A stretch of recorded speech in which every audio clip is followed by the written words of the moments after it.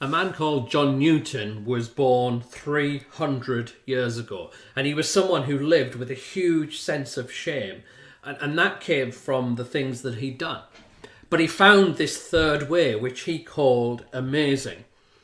And John Newton was a sailor, he was a slave trader, so he was involved in a horrendous industry that was the norm then. It's quite hard for us to get our heads around. But basically he would travel to Africa and he would kidnap men and women and children and take them back to other places and sell them just like products, just like human meat, and cause misery. And later on in his life, he would look back and think about those tens of thousands of people that he'd humanly trafficked. And they would be like ghosts in his conscience. He would be so aware later in life. But even out of all the slave traders, John Newton was considered the worst in terms of his aggression and his anger and his behaviour.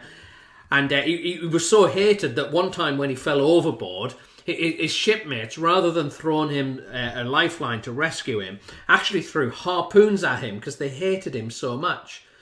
His captain one time just could not take any more of his horrible behaviour, that he stripped John Newton down to naked and he flogged him 8 dozen times in front of 350 men.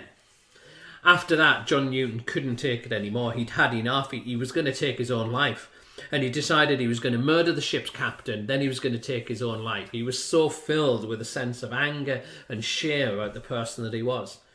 And just before he could do that there was this massive storm that blew off, that hit the ship, and it damaged the ship so much that everyone thought they were going to die.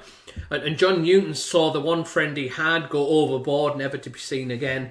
And then in that moment, in his darkest moment, thinking his life's completely over, just filled with a sense of shame and unworthiness of himself, he found himself crying out to God, that the God he turned away from and spoke against, that he had no time for.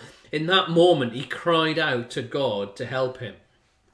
And he actually survived the storm. God intervened and he got rescued, and he realised that God he'd called on, despite his sense of unworthiness and his sense of shame and not being good enough, that in his darkest hour, God had actually answered his prayer.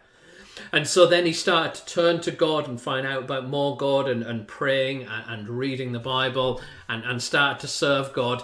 And he found that God's welcome and God's love and God's embrace just completely transformed his life. So that one day he wrote these words out of his experience. He wrote this and he said, "Amazing grace, how sweet the sound that saved a wretch like me. I once was lost, but now I'm found, was blind, but now I see."